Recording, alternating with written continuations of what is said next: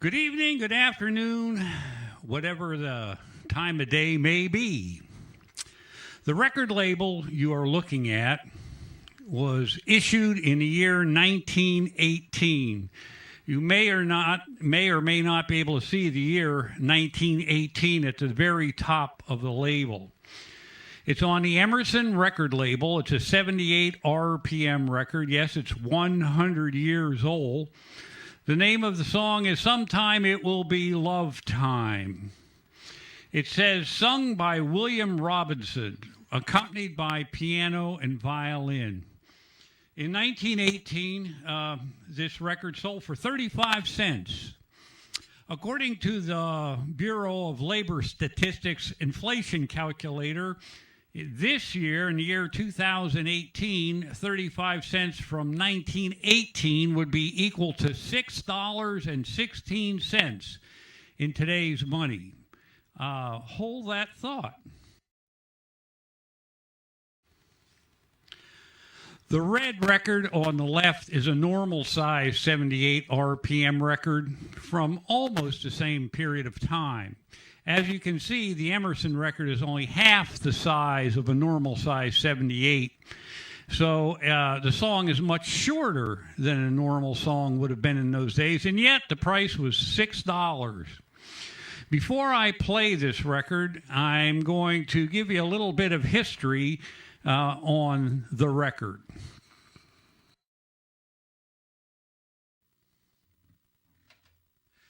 I bought this record at a local thrift store for 50 cents. It was sitting in the middle of an aisle in a grocery store shopping cart that was full of records. Literally no care whatsoever had been taken to preserve these records. They were just unceremoniously stacked in the grocery cart. The record was really, really dirty. And like really dirty. So I have a method I use to clean records. I cleaned it to the best of my ability. After I give you a few facts about it, I'm going to play it, and I'll warn you now, it's going to be full of surface noise and clicks and pops and that kind of thing because it's 100 years old. The Emerson record label was an American record company label created by Victor Emerson in 1915. Previous to Emerson,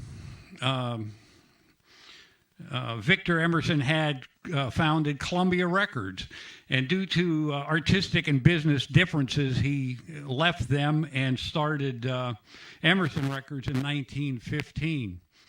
In researching the Emerson label, I found that primarily Emerson used a pianist named Arthur Friedheim and a violinist named David Hochstein almost exclusively.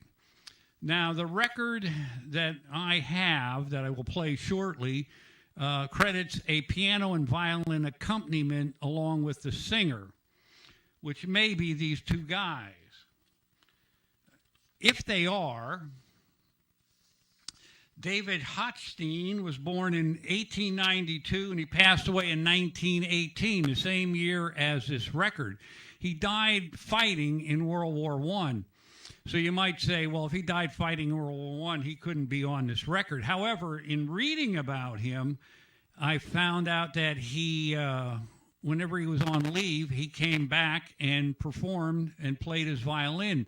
So it's possible on leave from World War I, before he was killed in battle, he played the violin part on that record. It's definitely possible. And by the way, he was so good a violinist that he was loaned a Stradivarius violin to play. So if this is him on the record, more than likely you're hearing a Stradivarius violin being played. He was killed in 1918 in the Meuse-Argonne offensive in France. Now, Arthur Friedheim was born in 1859 and he died in 1932. He was pretty much a world-renowned pianist in his time. Between 1891 and 1895, he taught and played in the United States and spent some time in London until 1904 at the Manchester College of Music. He conducted in Munich from 1908 to 1911, settled in the United States in 1915 before going to Toronto. He was a heavy hitter, and that might be who you hear playing on this record. He also studied under the great pianist Franz Liszt. So you may be hearing a guy playing piano who actually took lessons from Liszt. So without any further ado, I'm going to play that there darn record that's 100 years old. And I will warn you once again, the sucker's going to be noisy because it's 100 years old and virtually no care whatsoever was taken to preserve it over the last 100 years. The only thing it has going for it is my method of cleaning records is usually pretty successful. So let's see what we got for 50 cents from the thrift store shopping cart sitting in the middle of the aisle furniture department.